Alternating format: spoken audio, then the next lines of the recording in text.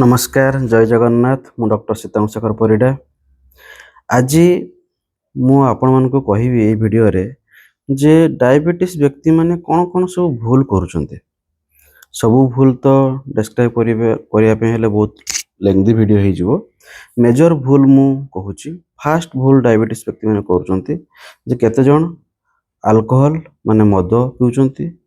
और cigarette smoking करुचंती ए दीटा पूरा blunder already diabetes body damage होचे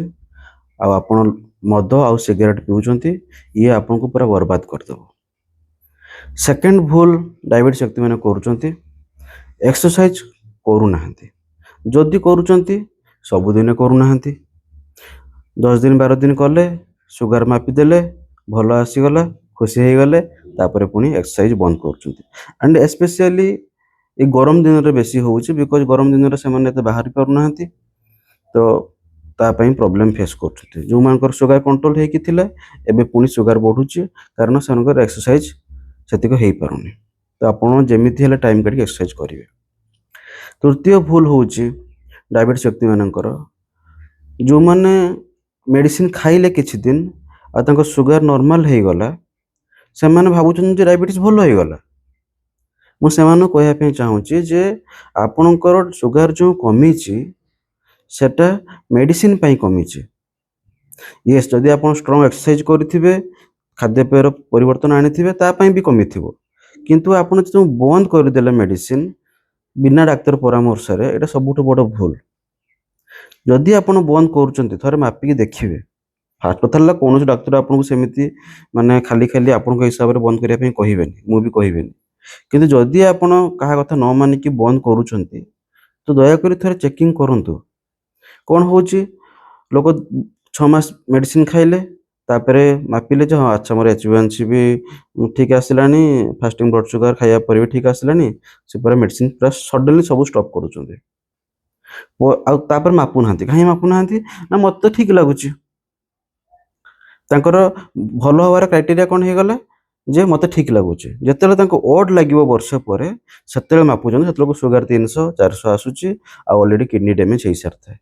किडनी डैमेज हार्ट प्रॉब्लम बाहर सारथे तो जदि आपण कहा कथा न मानि कि बंद करियार डिसीजन नउचंती एटलिस्ट दया करी कि थरे मापंतु जे आज बंद कले 10 दिन पर मापंतु 20 दिन पर मापंतु पुनी मासे पर मापंतु यदि मासे पर नॉर्मल अच्छी लागुची आपण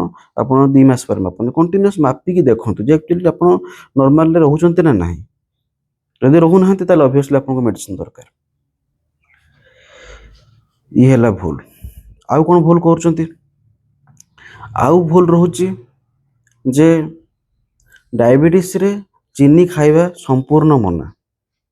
संपूर्ण मना यस के जन डॉक्टर कहउथिबे आपन को ना ना आपन एबे खाइ परिबे तार माने कोन आपन चाहउचंती खाइया पई जेतु सुगर कंट्रोल हे जाइछ हां गोटे मिठा खाइ परिबे कहआ होउची बट कथा हला आपन खाइला माने सुगर बढ़िबो तेनु चीनी माने पर जो जिंस रे चीनी अछि जो जिनसर चीनी अच्छी बिस्कुट चीनी अच्छी कोल्ड ड्रिंक्स चीनी अच्छी सब जिन आप बंद करेंगे के जन पचारती सर जो सुगर फ्री आसूँ मोर पर्सनल एडवाइस नो एथिरे आप अलग अलग मत पाइबे बट मोर पर्सनल एडवाइस नो कौन से सुगर फ्री भी आपण भल नुह तो ये सब भूल होउछि आउ कौन भूल होउछि आउ हाँ आउ गोटे मेन जिन भूली गली आ सब मेजर भूल जे डायबिटीज व्यक्ति माने केवल तांकर सुगर को लेकिन से कनसर्न अछंती डायबिटीज व्यक्ति मान को केवल सुगर देखिले होबनी सुगर सहित कोलेस्ट्रॉल देखिबे सुगर सहित ब्लड प्रेशर भी देखिबे आज जने व्यक्ति आस्तिले तांकर सुगर कंट्रोल रे अछि किंतु तांकर ब्लड प्रेशर 180/100 माने हाई ब्लड प्रेशर बट से ब्लड प्रेशर पई मेडिसिन खाउ नांती ओजन करना मु एबिटी चिंता रे अछि कमी जीव बट से मोमेंट बॉडी डैमेज होची हार्ट वीक होची किडनी खराब होची किडनी खराब होबार मुख्य कारण डायबिटीज आ ब्लड प्रेशर कोलेस्ट्रॉल प्रॉब्लम भी तीन जन सारा मिसी गले तो बहुत माने शीघ्र डैमेज करेंगे तेणु के जन पेशेंट अच्छे से डायबिटीज कंट्रोल नहीं ब्लड प्रेशर जानी हाई अच्छे जमारू मेडिसिन खाऊ ना